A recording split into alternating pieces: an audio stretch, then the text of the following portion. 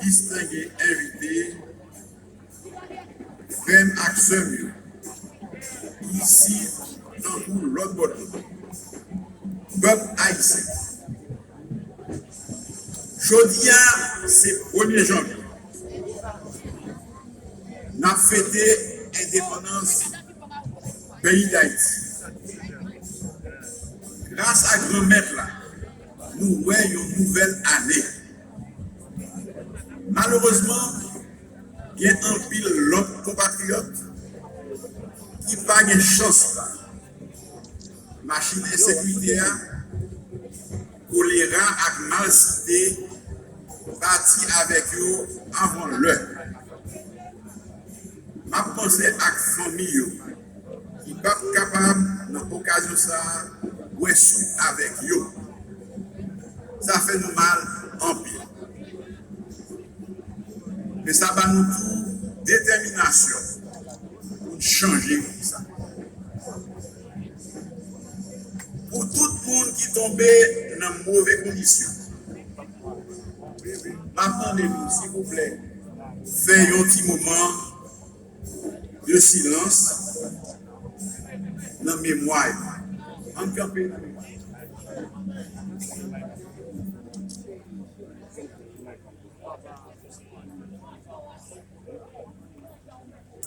Merci. Aujourd'hui est le 1er janvier. Et il est de bon ton de rappeler au monde entier et à la jeune génération de chez nous, en particulier, cette leçon magistrale d'humanisme, de dignité, de liberté et de respect des droits humains que nos ancêtres ont donné à la terre entière. Aux yeux de l'univers étonné, nous avons donné l'exemple héroïque d'un peuple qui renversa toutes les barrières et tous les obstacles pour s'élever au rang de première république libre du monde. En remportant cette victoire mémorable, les Haïtiens ont appris aux esclavagistes de partout qui se prétendaient civilisés que l'asservissement et l'exploitation de l'homme par l'homme étaient inhumains et déshonoraient ceux qui le faisaient. Il faudra du temps, beaucoup de temps pour les ramener tous à la raison. Mais nous avions tracé la voie et montré le chemin qui conduit à la liberté, en nous battant pour concrétiser le principe fondamental de la Déclaration universelle des droits de l'homme, qui soutient que tous les êtres humains, quelle que soit leur race ou leur origine, naissent et doivent vivre libres et égaux en droit. Nous autres, Haïtiens, avons raison d'être fiers de l'épopée de 1804. Nous avons raison d'en parler continuellement.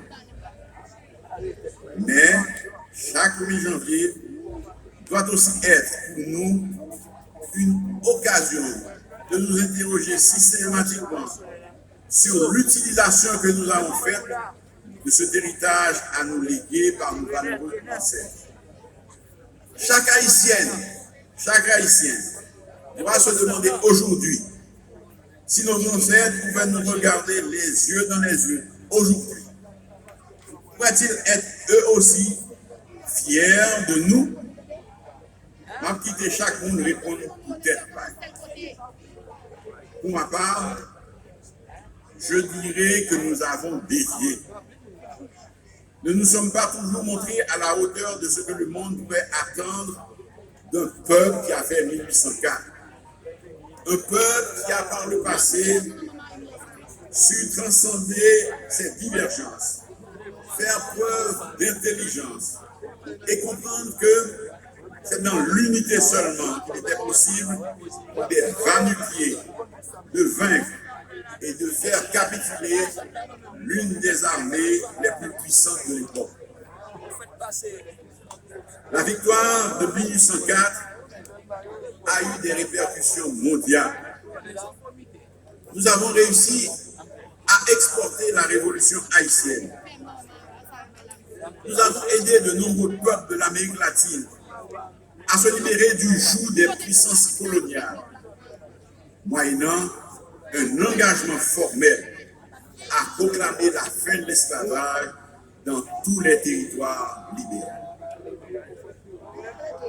Peu de gens le savent, mais c'est à cause de la défaite cinglante du corps expéditionnaire d'élite de Napoléon en Haïti que celui-ci a décidé de se retirer de la Louisiane et de céder aux Américains cette colonie qui représentait alors le tiers du territoire actuel des États-Unis.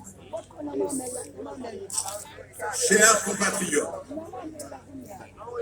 je veux m'adresser en particulier aux jeunes Haïtiens, filles et garçons. Notre population est composée majoritairement de jeunes. Vous êtes l'avenir d'Haïti. C'est sur vous que la nation compte pour que les choses changent irréversiblement ici. L'Haïti de demain sera ce que vous aurez décidé d'en faire. Il y a une génération de femmes et d'hommes qui ont lutté pour le changement, mais qui s'en vont sans avoir les résultats probants de leur lutte. C'est vous qui devez prendre la relève et maintenir le flambeau.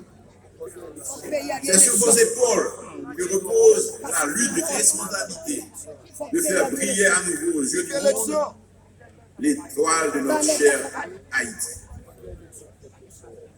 Moi déjà entendu nous dire que papa jeune yo chance pour faire ça au café. Jamais. Vive l'élection. Il y a un pile dans nous qui découragé avec situation pays. Qui paraît qui a mis ou gagné par boy ici. Moi connais un pile dans nous qui veut écraser, ils quitter ça. Puis elle prend chance l'autre côté. Jeudi 1er janvier, c'est un jour pour nous penser et agir en l'autre manière. Un pays, une nation, c'est d'abord le monde qui fait ça.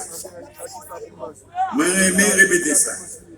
Un jeune gens pour nous changer ça, c'est si nous faisons ça, nous devons faire pour changer ça caché. Nous ne pouvons pas bailler les gains. Nous ne pouvons pas bailler les gains. Oui, nous sommes capables. Nous pouvons changer la situation mal au pays.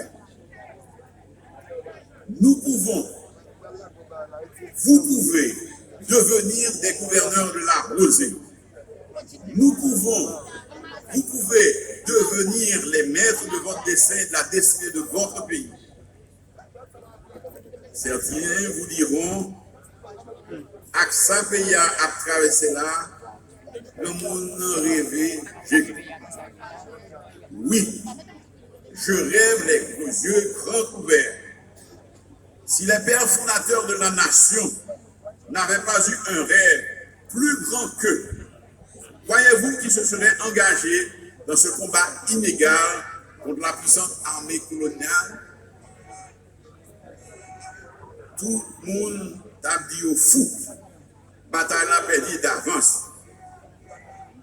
La soif de liberté, l'envie de vaincre, le désir de changer ça, a décuplé leurs forces et ils ont réussi.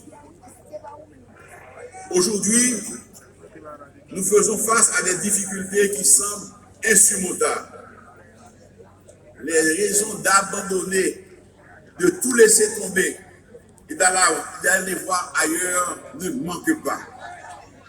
Mais je veux, à l'occasion de la commémoration du jour de l'indépendance, lancer à mes sœurs et à mes frères d'ici et de la diaspora un message de foi, un message d'espérance. Parce que j'ai foi dans notre capacité à faire taire nos divergences. Parce que j'ai foi en notre capacité à mettre entre parenthèses nos égos et nos intérêts individuels. Parce que j'ai foi dans notre capacité à reconstruire cette union qui a fait la force de nos ancêtres. Oui, nous pouvons, si nous le voulons, vaincre ceux qui, directement ou indirectement, entretiennent dans notre pays un climat de violence et d'insécurité.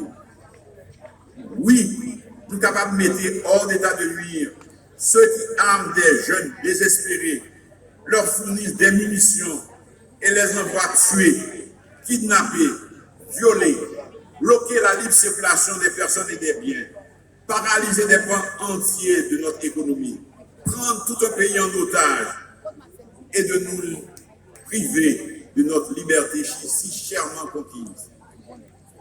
À cela, je veux dire que leur entreprise criminelle n'a pas d'avenir. Ce genre de comportement n'a pas sa place dans Haïti Nouvelea.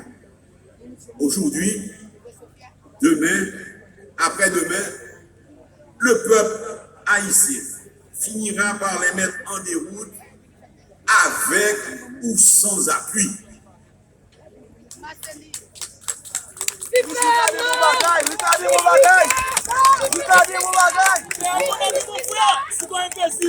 Je saisis l'occasion pour dire à toutes celles et à tous ceux qui se sentent confortables dans cette situation intolérable que peuple haïtien bouquet. L'idée pour ça changer et pour ça changer tout de suite. Peuple haïtien m'a dit encore, l'ouvrir genou, prends conscience.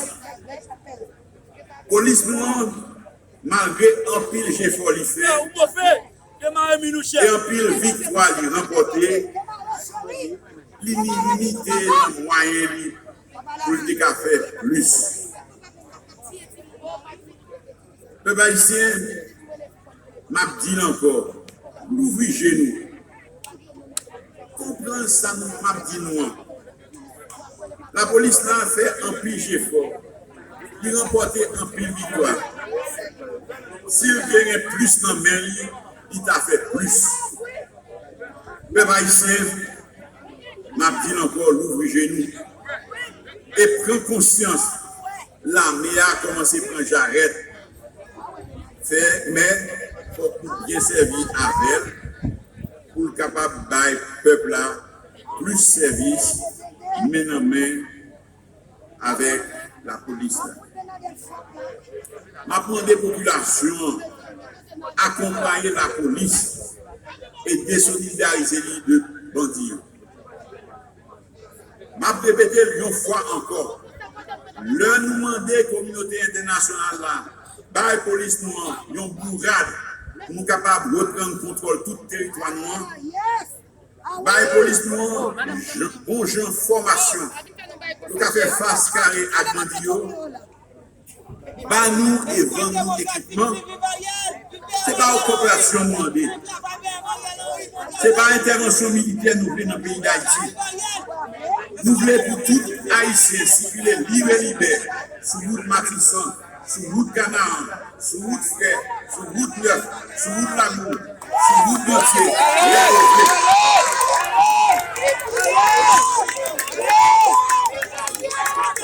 Ce n'est pas un groupe politique pour nous renforcer. Nous voulons pour faire ça, bagaille la fête, non l'autre gens, et permettre les amis qui viennent aider nous à aller, force sécurité nous capables de continuer à faire ce job là sans problème.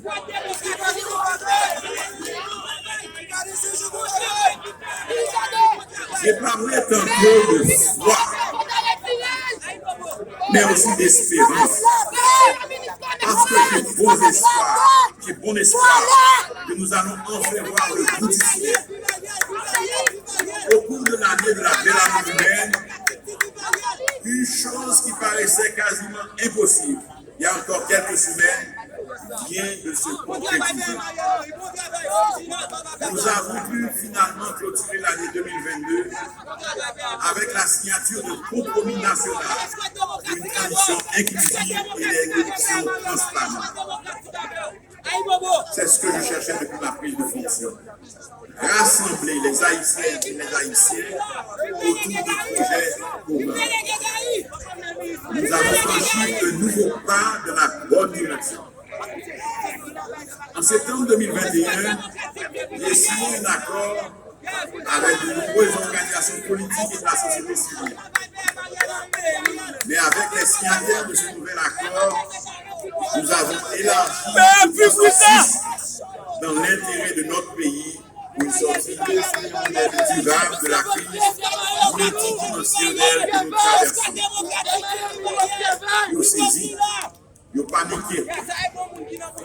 Nous paniquons, championnat, la prendre des couples là, pour le peuple. C'est pour cette raison que nous avons choisi d'aller vers les autres en prenant une approche participative. Il est nécessaire de prendre le temps qu'il fallait pour essayer de convaincre les uns et les autres que nous partageons le même amour de notre pays et que c'est ensemble que nous devrions œuvrer pour nous en sortir. Le secteur privé des affaires, qui habituellement ne sait pas être en première ligne dans les questions politiques, a compris la nécessité du moment et s'est volontairement joint à cette démarche. Ils ont signé ce pacte en grande majorité et nous espérons convaincre la frange restante. Il en va de même pour la société civile qui représente un secteur important de la vie nationale, qui a fait choix d'un des leurs pour le représenter dans toute sa diversité. Les partis politiques ont transcendé, ils ont réussi un pari difficile. Dans un élan national, ils ont fait le consensus en désignant une personnalité de polyplan. Hier soir, nous faisons un conseil des ministres pour valider le document compromis national et nous voyons un journal officiel pour publication. Nous adoptons tout arrêté constater création au conseil de la transition et qu'a publié tout dans le journal officiel. Jean Sade prévoit non 3 personnalités sectorielles qui choisissent.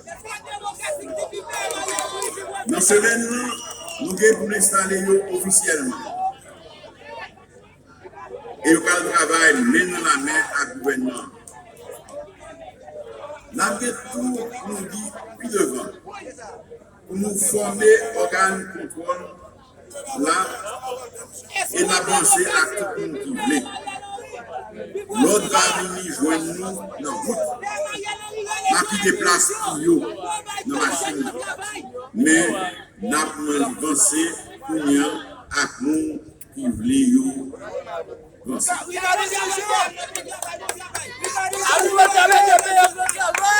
Et nous allons continuer à parler machine. En cette année 2023, nous devons apprendre à nous faire confiance les uns les autres. Et je vous demande de me prendre au mot quand je parle de la volonté de mon gouvernement de tout mettre en œuvre pour reconstituer nos institutions démocratiques. Ce n'est pas avec la méfiance que nous montre l'équipe pour affronter ensemble les dangers qui planent sur notre partie commune. Avec le gouvernement, nous avons dit que l'année 2023 sera l'année qui devra nous conduire vers des élections libres, inclusives et transparentes. Car les élections constituent un passage obligé pour restituer le pouvoir à des élus à choisir en toute connaissance de cause et avec discernement par le peuple haïtien.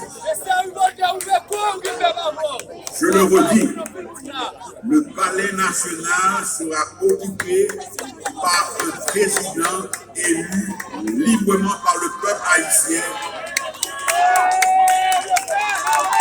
Nous pas des politiques.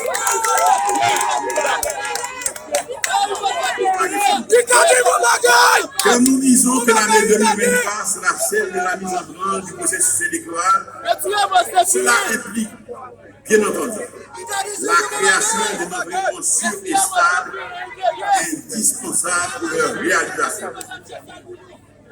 Cela implique que terme soit mis aux exactions des gangs armés et à l'insécurité en général.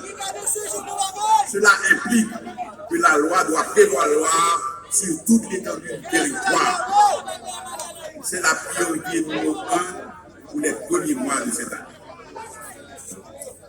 Nous avons l'intention de mener plusieurs initiatives. Le système judiciaire devrait voir la Cour de cassation remise en état de fonctionnement avec un effectif suffisant de juges.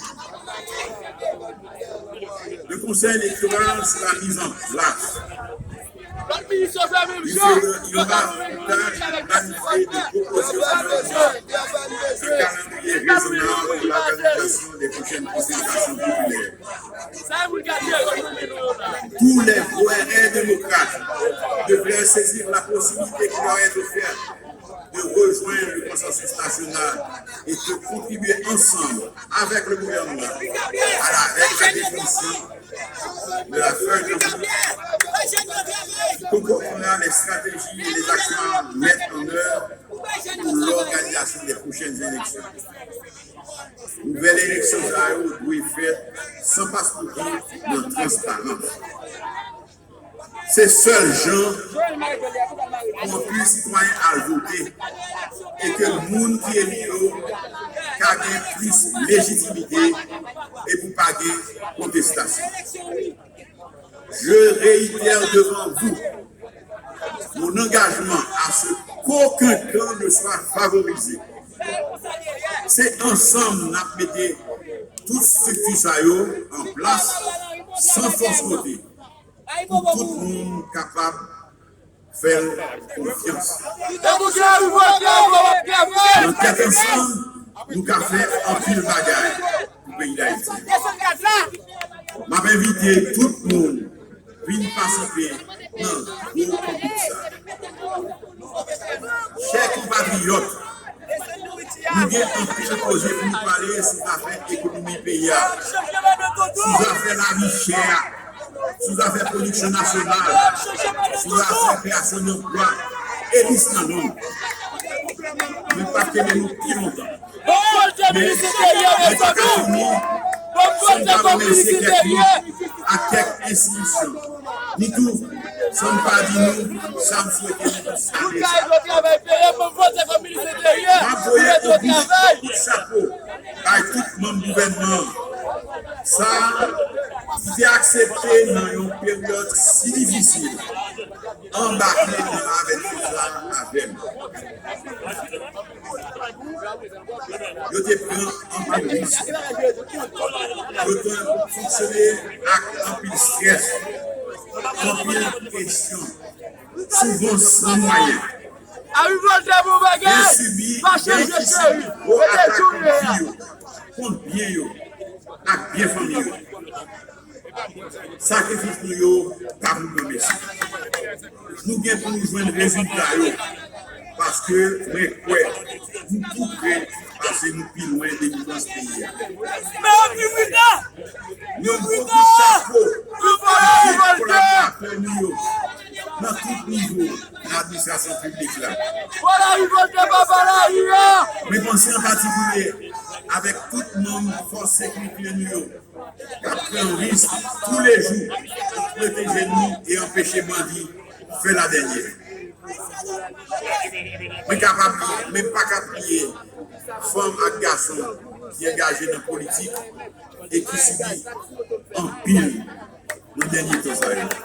Ils menacent, ils battent les pressions, ils ont les cailloux, ils ont même tué. Mabdio, pas de courage. Bon courage. Parce que le pays a besoin de monde et conditions. Monde qui paraît pour bataille. Mais je remercie aussi Atissio qui est performé aujourd'hui. Merci encore. Mais remercions aussi à nos amis de la communauté internationale qui tout au long de cette année nous ont accompagnés. Un mot spécial, le secrétaire général des Nations Unies, M. Antonio Guterres, qui a relayé avec célérité et vigueur notre requête d'un appui robuste à la police nationale. Pour la secrétaire générale adjointe, Mme Amina Mohamed, qui n'a pas raté une occasion pour sensibiliser les pays qui le peuvent sur l'urgence à venir en aide à notre pays dans le respect de l'approche que nous avons choisie. Pour l'équipe de la BINU qui a contribué efficacement en toute discrétion à la concrétisation du compromis national. Et enfin, à tous les pays qui ont coopéré avec nous pour que nous tenions la route. Je formule pour cette année nouvelle le vœu que nos étudiants, que nos écoliers et nos enseignants puissent reprendre le chemin de l'école et de l'université dès le 3 janvier en vue de rattraper autant pour faire ce que les jours de classe manqués de puissent le faire de la paix et de la sérénité qui convient pour se préparer à prendre la relève et pour se former en vue de se mettre au service de l'Haïti eux-mêmes. Je souhaite à toutes les familles qui depuis plusieurs mois quittaient la caillou à cause de l'insécurité. Moi, je souhaitais en pire que Anessa nous a retourné la caillou.